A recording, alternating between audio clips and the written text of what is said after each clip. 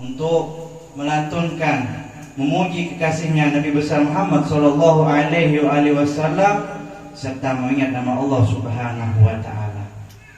Karena tidak ada jalan di mana semua jalan di dalam menyelesaikan segala permasalahan kecuali kita duduk bersama mengingat Allah dan mengingat nama Nabi besar Muhammad sallallahu alaihi wasallam. Di antaranya ketika kita mempunyai satu permasalahan, ketika kita duduk bersama dengan teman, mungkin teman kita hanya mempunyai rasa prihatin tanpa memberikan satu solusi. Atau sebaliknya, jika teman itu merasa tidak senang kepada diri kita, mungkin dia bisa tertawa dengan apa yang kita alami. Tidak ada tujuan, tidak ada harapan, dan kembalinya kita kecuali kepada Rasul sallallahu alaihi wasallam yang menjadi tangga kita untuk mendekatkan diri kepada Allah Subhanahu wa taala. Sehingga sepatutnya bagi kita di bulan di mana kelahiran Nabi besar Muhammad sallallahu alaihi wasallam, seorang pemimpin yang di mana beliau terlahir dalam keadaan yatim, kita tahu sering mendengar tentang kisahnya. Di mana beliau mendapati kasih sayang seorang ibu hanya beberapa tahun saja. Dan beliau menikmati di mana masa-masa kecilnya dalam keadaan yatim piatu. Namun itu semua Allah berikan kepada Nabi Muhammad SAW agar kita sebagai umatnya bisa meneladani, bisa mengambil pelajaran. Sehingganya kita tidak pernah merasa karena apa-apa yang kita rasakan, kita merasa bahwasanya permasalahan yang kita alami adalah permasalahan yang paling besar di dalam kehidupan kita. Namun ketika kita melihat tentang bagaimana sejarah kelahiran Nabi besar Muhammad SAW, kita melihat bagaimana sosok perjalanan beliau, maka permasalahan yang kita hadapi di dalam kehidupan ini tidak ada artinya. Karena permasalahan yang kita jalani mungkin berkaitan dengan masalah kita pribadi, namun Rasulullah SAW sesuatu yang berkaitan dengan diri beliau pribadi bukanlah satu masalah. Masalah yang terbesar adalah bagaimana kita sebagai umatnya yang selalu dirindukan oleh Rasulullah SAW bisa menjadi umat yang bisa selamat kelak dan mendapat kebahagiaan di hadapan Allah Subhanahu wa taala. Itu adalah harapan Rasulullah SAW. Di mana bagaimana kita tahu bahwasanya ketika Rasulullah SAW masuk ke Taif, beliau menginginkan mengajak kepada setiap hamba Allah untuk kembali ke jalannya, menyerukan untuk beriman kepada Allah Subhanahu wa taala. Tidak ada yang diinginkan oleh Rasulullah SAW kecuali keselamatan. Akan tetapi apa balasan orang-orang Taif? Mereka bahkan melempari Rasulullah dengan batu. Namun Rasulullah tidak mendoakan suatu kejelekan kepada mereka. Akan tetapi Rasulullah masih menaruh harapan. Apa harapan itu? Jikalau Nabi Allah Isa alaihissalam bisa menghidupkan orang yang sudah mati, akan tetapi Rasulullah SAW bisa menghidupkan generasi-generasi yang bisa beriman kepada Allah Subhanahu wa taala. Apa harapan Rasulullah SAW? Ketika malaikat menawarkan kepada Rasulullah, "Ya Rasulullah, akankah gunung ini aku lemparkan kepada mereka yang melemparkan batu?" Rasulullah mengatakan, "Tidak, jangan wahai malaikat. Sesungguhnya mereka tidak tahu, dan seandainya mereka hari ini mereka binasa semua, maka akan binasa generasi-generasi berikutnya. Aku hanya berharap keluar dari mereka generasi yang beriman kepada Allah Subhanahu wa taala." Hadirin hadirat yang dimuliakan oleh Allah Subhanahu wa taala, itu adalah salah satu harapan Rasulullah SAW di antara sekian banyak harapan-harapan yang diinginkan kepada umatnya. Maka sepatutnya bagi kita meneladani, mendengar kisah cerita tentang bagaimana di awal daripada kelahiran Rasulullah SAW. Yang kita dapatkan mungkin hari ini sebuah keberkahan, akan tetapi ketika Rasulullah melihat kepada kita semua, diharapkan itu adalah sebuah keselamatan di dunia dan akhirat. Di dalam satu riwayat, bagaimana bercerita tentang Halimatus Sa'diyah. Siti Halimatus Sa'diyah adalah salah satu perempuan yang menyusui Rasulullah SAW. Di ketika itu Halimatus Sa'diyah di dalam satu kitab bercerita Sayyidah Halimatus Sa'diyah yang menyusui Nabi Muhammad SAW. Beliau bercerita, kami Bani Sa'ad, yang mana di waktu itu mengalami kemarau yang panjang sehingga begitu susahnya mendapatkan air, begitu susahnya kita untuk mendapatkan makanan, sehingga daripada kebiasaan Bani Sa'ad, jadi suku Bani Sa'ad itu di kampung lah istilahnya, di paling desa. Jadi di antara kepekerjaan orang-orang Bani Sa'ad, mereka turun ke kota Mekah untuk mengambil bayi agar bisa menyusui. Artinya kebiasaan di antaranya orang-orang dulu di Mekah itu kalau punya anak itu disusui kepada orang-orang desa.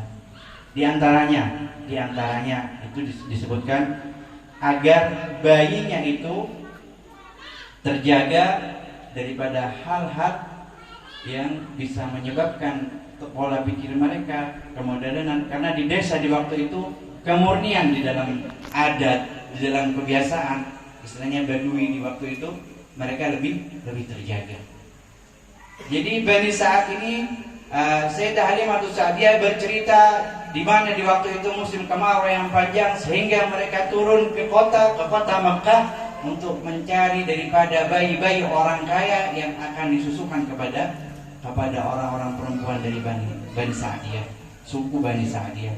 Sehingga kata Sayyidah Halimatus Sa'diyah, beliau mengatakan, kami turun ke Mekah, ke kota, kurang lebih ada 40 orang dan kami berjalan berpasang-pasangan dengan suami kami gitu. Sehingga di satu waktu, karena dalam keadaan lemah, kata Halimatus Sa'diyah, aku dalam keadaan lemah, sehingga teman-temanku yang berangkat bersama mereka sudah sampai lebih dulu di kota Mekah, sehingga mereka mendapati daripada anak-anak bayi yang mereka statusnya adalah orang-orang daripada anak-anak orang yang kaya. Jadi setelah teman-temannya Sayyidah Halimatus Sa'diyah ini sampai ke Mekah membawa bayi-bayi anak-anak orang kaya, jadi mereka pulang, Sayyidah Halimatus Sa'diyah ini baru nyampe ke Mekah. Dan biasanya mereka berkumpul di dekat Ka'bah situ, istilahnya transaksi lah. Jadi di sana mereka. Sehingganya berpindah pada satu cerita, Sayyidah Aminah, ibu daripada Rasulullah Shallallahu Alaihi Wasallam, mengadu kepada abah mertuanya. Jadi kakeknya Rasulullah, Abdul Muttalib.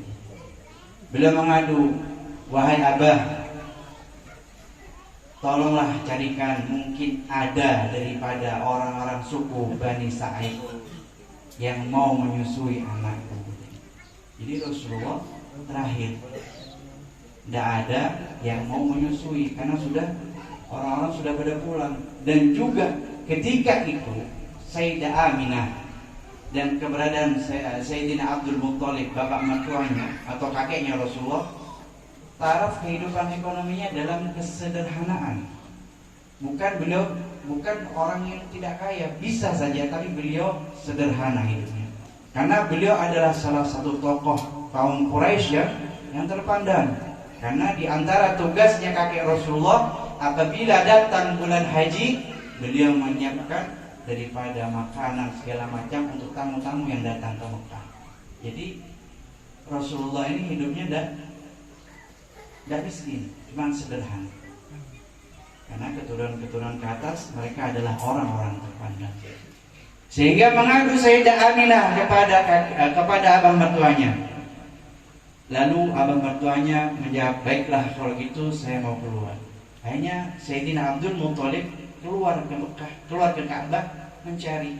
Dan beliau ketika keluar dari rumah mendengar satu bisikan. Yang dibisikkan adalah nama Sayyidah Halimatus Sa'diyah. Halimatus Sa'diyah. Jadi ada bisikan-bisikan, cuman bukan bisikan setan. Biasanya kalau kita ada istilah bahasa bisikan, berarti bisikan setan sudah. Makanya jangan sering dengarkan, jangan sering dengarkan bisikan setan. Jadi Sayyidina Abdul Muthalib sambil berjalan keluar mendengar ada bisikan nama Halimatus Sa'diyah, dan beliau pun di dalam hatinya merasa bingung. Aku tidak pernah sama sekali mendengar nama Halimatus Sa'diyah. Tapi kenapa hal tersebut terlintas dalam hati kita, di dalam hatiku? Sambil gundah gulana berjalan sampai berpapasan dengan Sayyidah Halimatus Sa'diyah. Lalu bertanya Halimatus Sa'diyah kepada Sayyidina Abdul Muthalib, "Ya fulan," langsung Sayyidah Halimatus Sa'diyah bertanya, "Apakah engkau punya seorang anak kecil yang mau aku susuin?" Katanya. Istilahnya seperti itu. Jadi bukan bahasanya, tapi memang bahasanya seperti itu. Sampai di dalam keterangan kata Sayyidah Halimatus Sa'diyah, ya ini harus saya ceritakan sedetail-detailnya, meskipun seakan-akan ya sedikit vulgar lah. Jadi mau gimana lagi, namanya kita belajar, sama-sama kita belajar. Akhirnya kata beliau, Sayyidina Abdul Muthalib menjawab, "Untung, sungguh beruntung. Aku mempunyai seorang cucu dan aku membutuhkan orang yang mau menyusui dia." Lalu setelah itu Sayyidina Abdul Muthalib bertanya, "Lalu Masmuki wa ma'arabi, siapa namamu dan dari suku apa engkau datang?" Lalu Sayyidah Halimatus Sa'diyah mengatakan, "Namaku Halimah dan aku berasal dari suku Bani Sa'id." "Bakhin lagi ya Halimatus Sa'diyah." Langsung dengan tertawa dan tersenyum Sayyidina Abdul Muthalib mengatakan seperti itu, "Beruntung, sungguh beruntung engkau wahai Halimatus Sa'diyah, hal lagi engkau akan menjadi fi ardai gulami yatimin, insyaallah sa'idun Allah." Jadi Sayyidina Abdul Muthalib langsung ketika mendengar nama Halimatus Sa'diyah mengatakan, "Beruntung kau wahai Halimatus Sa'diyah, engkau akan menyusui cucuku. Dia seorang anak dalam keadaan yatim, dan mungkin insyaallah," kata Sayyidina Abdul Muthalib, "kita akan mendapatkan kebahagiaan daripada dirinya." Allahumma shalli ala Muhammad. Ini adalah sosok kakek yang sudah tahu akan keberkahan Nabi besar Muhammad sallallahu alaihi wasallam. Masih belum diasuh. Lalu Sayyidah Halimatus Sa'diyah diajak ke rumahnya. Sampai di sana bertemu dengan Sayyidah Aminah. Lalu Sayyidah Aminah mengatakan, "Wahai Halimah, ini adalah anakku. Maukah engkau menyusuinya? Sedangkan kau adalah seorang guru, orang yang mencari anak yang untuk disusui. Namun ketahuilah, sesungguhnya anak ini tidak mempunyai seorang ayah. Dia ditinggal oleh ayahnya semenjak dia ada dalam kandungan." Allahumma shalli ala Muhammad. Lalu kata kata Halimatus Sa'diyah mengatakan, "Jika seperti itu, maka izinkan aku untuk mendatangi suamiku dan izin kepada beliau." Lalu kembali ke Ka'bah, di depan Ka'bah, karena suaminya nunggu di sana. Lalu bilang, "Wahai suamiku, ada seorang anak dan dia anak yatim. Apakah engkau boleh mengizinkan untuk mengambil?" Ambil dia. Kalau tidak kau mau ambil, antarkan aku mau melihat bagaimana bayi ini. Lalu sebelum diambil, maka pergilah Sayyidah Halimatus Sa'diyah dengan suaminya mendatangi Sayyidah Aminah. Fa'atat bihi sallallahu alaihi wa alihi wasallam madhunan madrujan. Maka dibawalah bayi Nabi besar Muhammad sallallahu alaihi wa alihi wasallam yang dalam keadaan sudah pakai celak, dalam keadaan rapi, yang dibungkus dengan kain sutra berwarna hijau. Lalu melihatlah kepada bayi tersebut suami Sayyidah Halimatus Sa'diyah. Falamma fataha ainuhu, Falamma fataha ainuha, ketika dibuka kedua mata Nabi besar Muhammad sallallahu alaihi wasallam, maka terpancarlah cahaya sampai ke langit, sehingga keberadaan Sayyidah Halimah Sa'diyah dan suaminya ketika melihat hal tersebut, mereka pingsan berdua, pingsan bersama sampai tersadar. Lalu marah suaminya tadi kepada Sayyidah Halimah Sa'diyah, "Wahai ya Halimah, celaka kau wahai Halimah, kenapa engkau tidak mengambil langsung bayi ini? Karena sesungguhnya ini bayi akan memberikan keberkahan di dalam hidup kita. Bukankah engkau tidak melihat dari cahaya yang terpancar dari kedua matanya?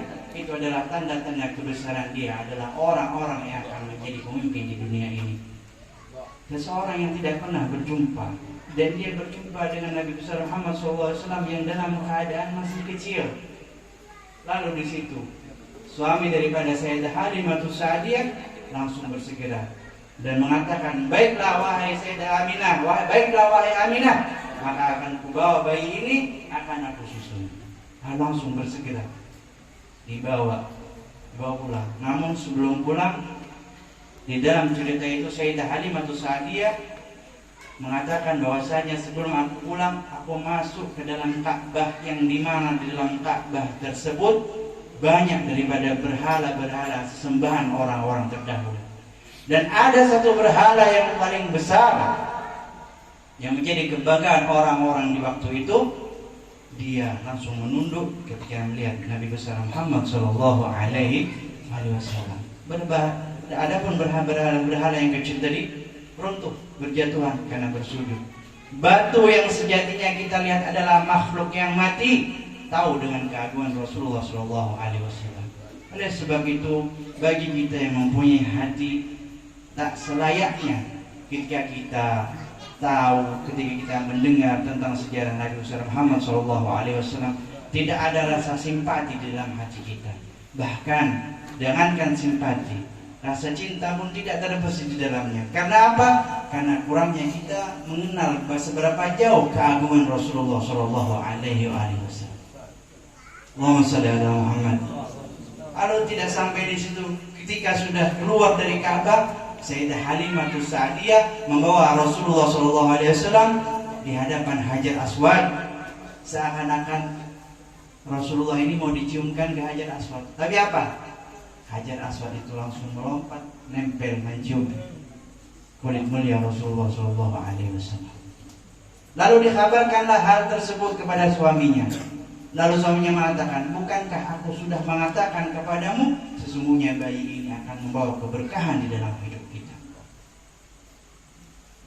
Lalu kata suaminya, "Marilah bersegera. Setelah engkau tahu keutamaan dari bayi Rasulullah ini, secepatnya kita pergi pulang ke rumah." Kebetulan pada waktu itu Sayyidah Halimah Sa'diyah itu punya seorang anak kecil yang baru lahir juga, dan setiap malam anaknya tersebut selalu menangis. Kenapa? Karena keberadaan air susunya kosong, kering. Gimana mau keluar ASI air susu? Orang yang dimakan, yang diminum itu tidak ada. Yang dimakan sama diminum tidak ada. Lalu kata Sayyidah Halimah, ketika aku membawa bayi Nabi Muhammad SAW, seketika itu pula aku merasa memiliki kekuatan, dan air susuku yang seketika waktu itu kering sekarang deras, sehingga aku bisa menyusui Rasulullah dan menyusui putraku. Dan di antaranya banyak keutamaan atau keberkahan yang didapatkan oleh keluarga Halimah Sa'diyah. Bukan hanya sekedar itu, namun sekelumit ini, sedikit ini, mungkin bisa kita jadikan pelajaran di dalam hidup kita. Bagaimana seorang anak kecil daripada kekasih Allah Subhanahu wa Ta'ala sudah bisa memberikan keberkahan. Lalu bagaimana dengan kita yang bisa merayakan, apalagi dalam keadaan hati gembira ketika kedatangan kelahiran Nabi besar Muhammad SAW. Dan mudah-mudahan apa yang saya sampaikan ini bisa bermanfaat buat saya pribadi, hadirin hadirat, dan mudah-mudahan juga semuanya yang hadir bisa merayakan maulid di rumahnya dan mengundang tetangganya. Amin. Plus penceramahnya juga. meskipun karun kalau apa ada yang banyak. Itu berkahnya Rasulullah Shallallahu Alaihi Wasallam. Allahumma sholli ala Muhammad. Sedikit yang kami sampaikan, kurang lebihnya mohon maaf. Wallahul hadi ila siratal mustaqim. Assalamualaikum warahmatullahi wabarakatuh.